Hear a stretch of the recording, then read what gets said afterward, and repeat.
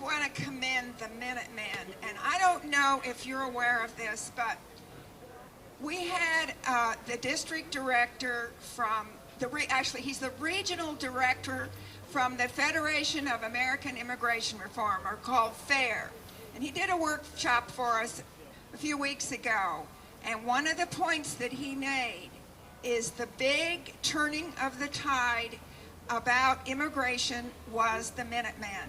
It created a focal point. It brought out awareness of what was going on the border. And the Minutemen are really to be commended for making this a public issue.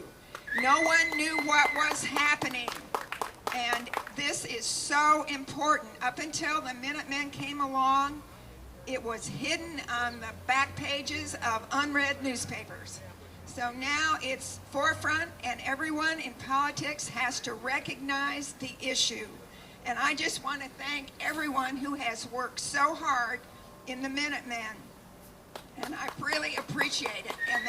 And they've done a terrific job, and may they continue. Did any of you watch Lou Dobbs' program special on immigration on, what was it, Wednesday night? Yeah.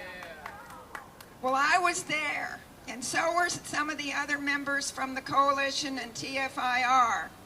And what went on behind the scenes was really interesting. There were supposed to be many people coming up in this town hall meeting to ask questions. But did you all notice Rosa?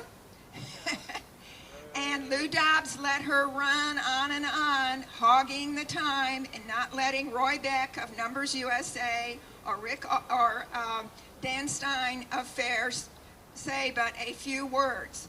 But I think she hung herself, because the next day CNN evidently, I didn't see it, but showed Rosa again and again. And Lou Dobbs was very smart. During one of the intermissions, one of the men in the audience made a statement to him, and I could tell that he was interested. And when we came back on the air, he said, "I want you to hear what this man has to say." And what he said was, well, to two men in the audience, and I'm getting them a little mixed up. One said that this was their country, and they were the indigenous group here, and they should have the country back. Another man in the audience, did the usual thing. There's no such thing as an illegal immigrant. Well, that went over like a lead balloon with those of us in the audience on the other side of the issue. The audience was really stacked with the pro-immigration people, and that's one reason I made the drive over to San Antonio to be in that audience. And I think that the sheriff, Flores, who had spoken very openly about the problem at the Laredo hearings and also here in Houston, was intimidated by the people there, because he only mentioned the problem with the OTMs. And the problem is also with illegal immigrants coming over the border. So I have a video copy of that program, and we'll be showing some of it at our next meeting, which will be November 11th. I hope some of you can come to hear it. Did any of you notice the paper this morning about the reporter, and I think you pronounce it Oaxaca, that was killed?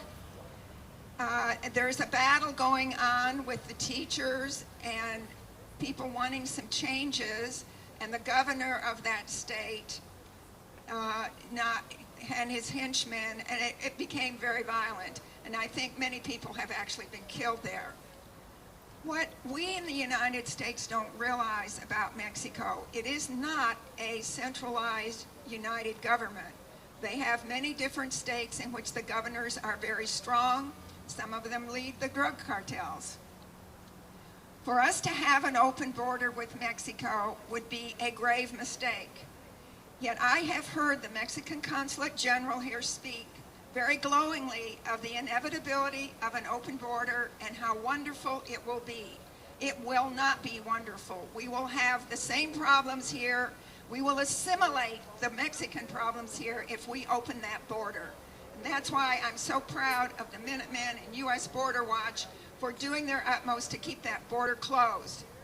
And we're coming up with an election, and I used to vote early, but now I can't ever make up my mind on who to vote for until the last minute.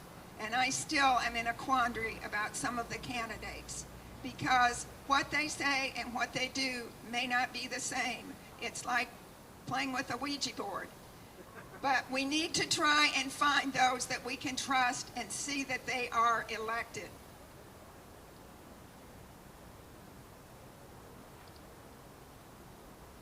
Two weeks ago, or I guess it's 3 now, I went to Austin for the Toll and Corridor Summit meeting.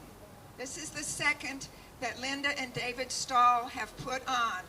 They have a wonderful website, www.corridorwatch.com. They have been responsible for gathering these people together to attend the hearings across the state about the corridor, the Trans-Texas corridor. Now everyone says, well, Louise, what does that have to do with immigration?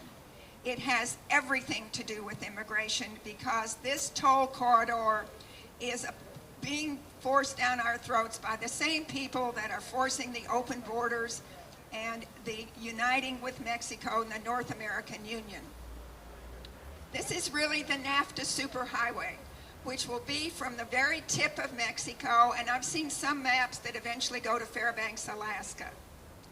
97% of the people attending those hearings across the state about the corridor are opposed to it. One young woman who I am sure has never had the experience of speaking in front of a group before got up at the summit meeting and in very modulate tones, fearful of speaking up, was asked to stand and speak louder. She represented 60 landowners who will be losing their property with this Trans-Texas corridor. It is the biggest confiscation land grab that we have ever seen in the United States. In Giddings, the highway will cut through the city, and they said, well, you know, what are we going to do? It'll take us 20 minutes to get a fire engine to the other, side of the city. And they said, well, you'll just have to build 2 fire departments. Oh, how realistic is that?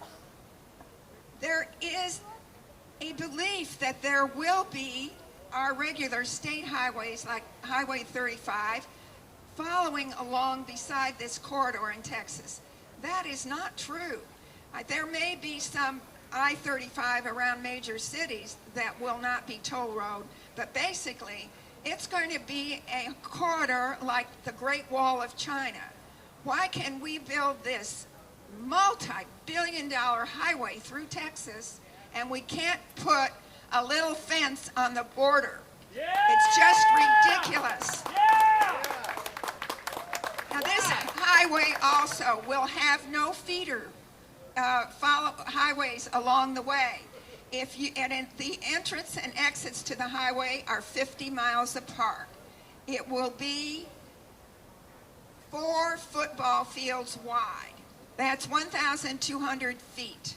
Just think of the playing area of 4 football fields, and you can get an idea of what a gigantic swath this is. It will not pass any real environmental impact study. The eminent domain has gone down the tubes. There are so many loopholes in the laws that our legislators in Texas passed. And this is something I'd like to see you start on right away in the fall. Get in touch with your Congress members in the state Senate and in the House of the state of Texas and demand that we have a better eminent domain law.